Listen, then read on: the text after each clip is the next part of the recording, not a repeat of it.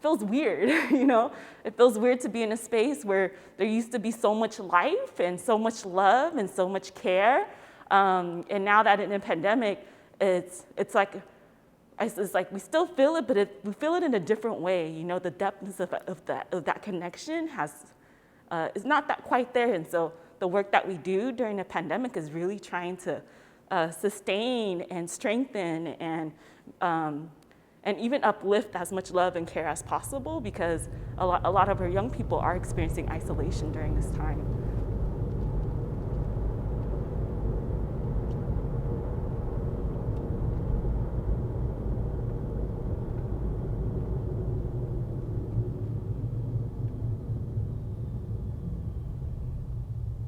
We said, all right, so if it's not business as usual, so what we're gonna do is, how do we maintain this connection? And so we all created a list of all the students that we had relationships with, whether it was small relationships or like strong relationships. And we reached out, you know, to them and checked in, had wellness check-ins, and we were asking them, you know, like, how are you doing? How's your family doing? Like, what do you need? Do you have what you need for distance learning? Do you need a loaner Chromebook or a loaner hotspot? Do you need groceries? Do you need food? You know, so we ask about their basic needs. And if they did, then we would make the connection. Hey! How are you? I'm good. How are you? I'm good. Thank you for coming. Of course. How's the fam? They're all good. They're so good. Siblings are doing school too. Cool. Here you go. I appreciate it. Of course. Take care, okay? Okay. All right, let me know if you need anything else. Bye. I started with EBAYC since I was in the 6th grade. I had a Cambodian case manager, and like she came through my house, came through our house and met my parents and, you know, spoke to them in Cambodian. And then I remember in middle school when I went to Roosevelt Middle School, that was part of their after school program. And the mentors there had helped me win my first scholarship.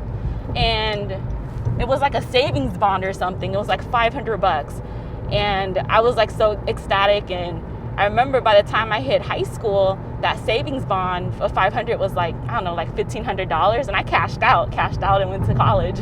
You know, he basically provided me that opportunity, you know, the exposure and opportunity to see my life in a different light outside with what was happening in my home. And that provided me, you know, that the lens of like, oh, my life doesn't have to be this way, you know, and I have control and I have power, and I shouldn't let anybody put me down. I shouldn't let anybody tell me that, you know, I'm not worth it. I shouldn't let anybody tell me that, you know, that I'm never gonna make it. And so because of that, like it was such like a powerful feeling that that's the feeling that I want young people to feel when we work with them.